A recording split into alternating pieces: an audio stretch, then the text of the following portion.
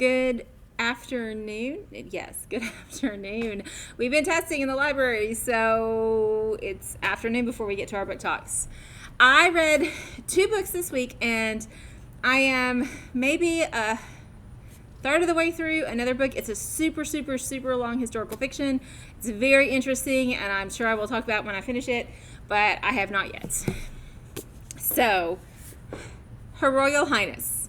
It is book 2 to this adorable Prince Charming book that we have.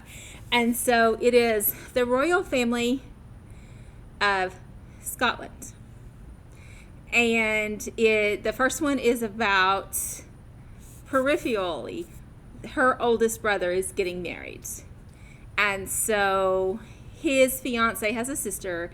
And in this book, the sister has some dates with the next brother in line. This one is about the sister, who is the youngest. And she has been sent to a boarding school, so cue up anyone who loves boarding school books, that has just started admitting females. It has historically been a male-only boarding school. In fact, both of her brothers went there. But even though one of her brothers is a twin, he will not be attending his senior year at the school, but she will. And so it's about her adventures, and strangely enough, the American she also meets, I don't understand, every single one of these Scottish royal prince and princesses has to meet an American. I don't know how that works. I don't know any Scottish princes, queens, any of the things, but apparently if you want a love life and you're Scottish royalty, you need an American in your life. But I really liked it. It was super cute, easy read, very enjoyable. Now this one, on the other hand, Lies You Never Told Me. Mystery. There are 4 main characters, talks about, but strangely enough, there are only 3 points of view. So every chapter has a name heading. So we have Elise, Catherine, or Gabe for every chapter. Sasha, even though she is a very important character, we don't ever really get to hear her point of view. And so half of the action takes place in Austin, Texas, and the other half takes place in Portland, Oregon. Lies, obviously. Lies You Never Told Me. They're all keeping some secrets. There is some blackmailing. There's some gaslighting. There's some inappropriate relationships. There's some manipulation and abuse.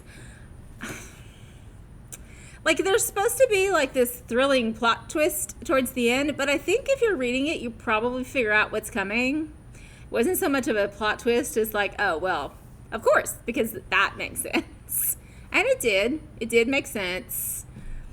Maybe not my favorite mystery, but also gaslighting is not my favorite trope. I do not love it when someone presents someone else with a set of facts designed to make them feel crazy.